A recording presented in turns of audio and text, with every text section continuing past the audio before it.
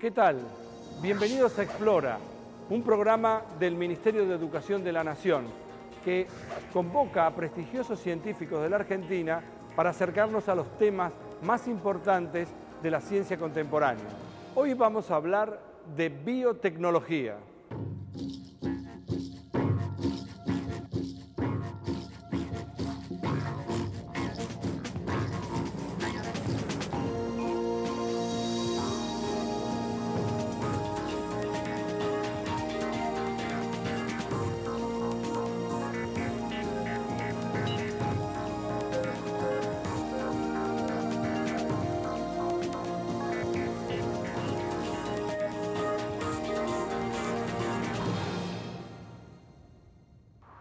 La unión de las ciencias de la vida con la tecnología han permitido generar una nueva disciplina que se conoce con el nombre de biotecnología.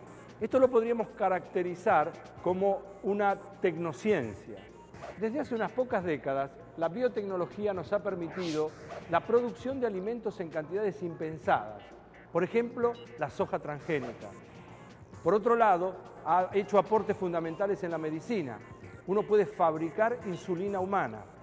De hecho, en casi todos los procesos de producción de medios y servicios siempre hay un organismo modificado genéticamente. Ahora, ¿qué es lo que nos permite crear un organismo genéticamente modificado? ¿Cómo se puede hacer para lograr que una planta sea más resistente al frío, por ejemplo? O lograr que una vaca produzca una hormona humana. Bueno, para dar algunas respuestas a estas preguntas, vamos a consultar al doctor Eduardo Ceccarelli.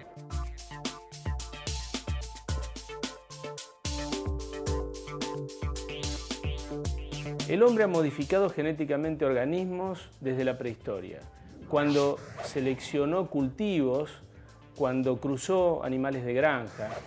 Además ha utilizado métodos biotecnológicos también desde hace miles de años para fabricar queso, obtener cerveza, fermentar vino. Pero realmente desde hace unas décadas que esto se ha revolucionado realmente a partir de la llegada de lo que se conoce como métodos del ADN recombinante.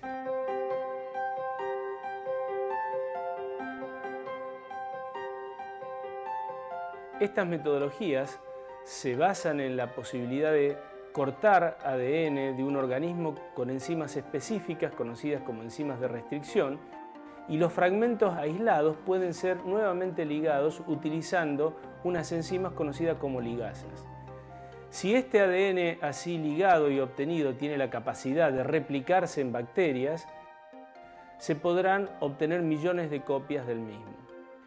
Estas metodologías han dado la posibilidad de transformar y modificar genéticamente organismos. Así, por ejemplo, un experimento histórico permitió tomar una planta y transferirle un gen de la luciérnaga, obteniendo así una planta que tiene la capacidad de emitir fluorescencia, es decir, florecer con luz propia en la oscuridad.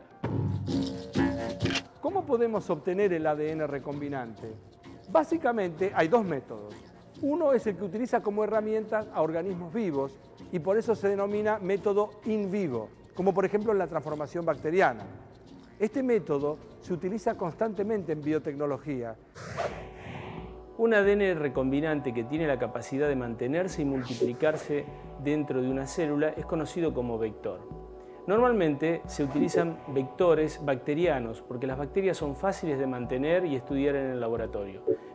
Pero existen vectores con capacidad de multiplicarse y mantenerse en células eucariotas, en levaduras y en plantas. Normalmente una célula toma el ADN del medio por un proceso conocido como transformación.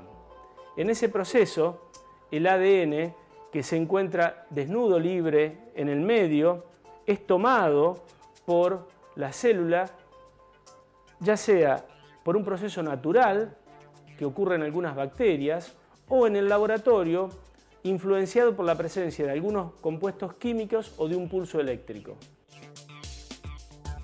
Un vector puede llevar un fragmento de ADN que le confiere una determinada propiedad a una bacteria.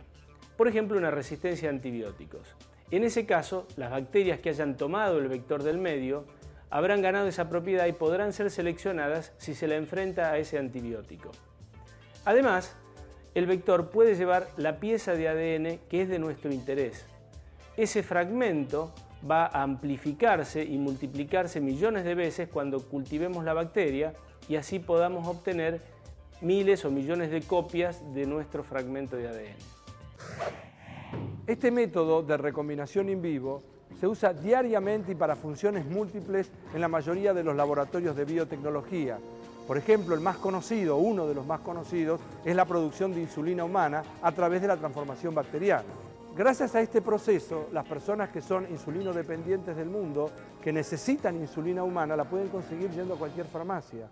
Vamos a presentar ahora el caso de una empresa líder argentina en biotecnología y justamente se especializa en particular en la producción de hormona del crecimiento humana recombinante. Actualmente en Biocidus estamos trabajando y fabricando hormona de crecimiento humana en bacterias a partir de un proceso de fermentación bacteriana. Por supuesto, estas bacterias están transformadas con el gen humano de hormona de crecimiento.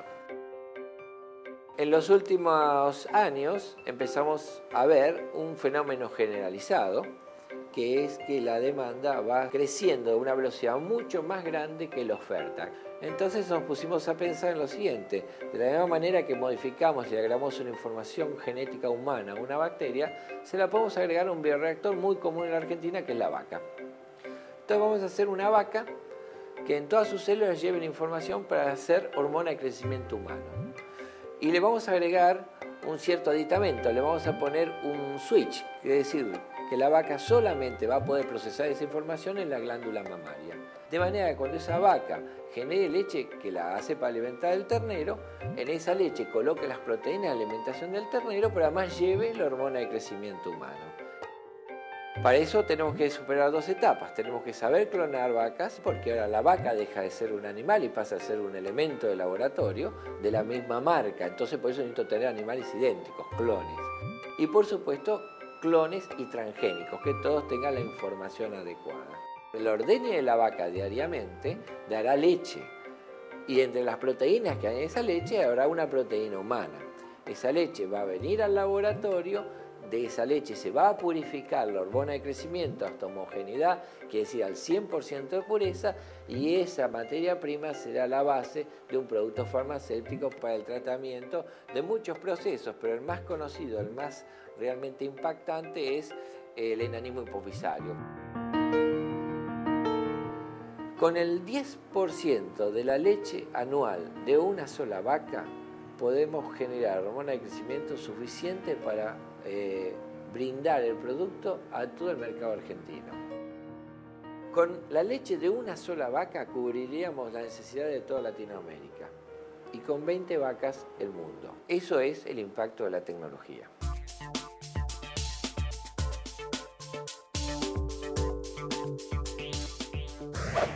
Usar organismos vivos no es la única manera de obtener ADN recombinante. Dijimos que había básicamente dos métodos. Uno ya lo vimos, in vivo. Hay otro que se llama in vitro. Estas son palabras que ya nos resuenan a nosotros y que tiene que ver con que no se usan células vivas. De hecho, usar este método ha permitido acelerar muchísimo los procesos de copiado de ADN. Para eso fuimos a consultar al doctor Eduardo Ceccarelli otra vez.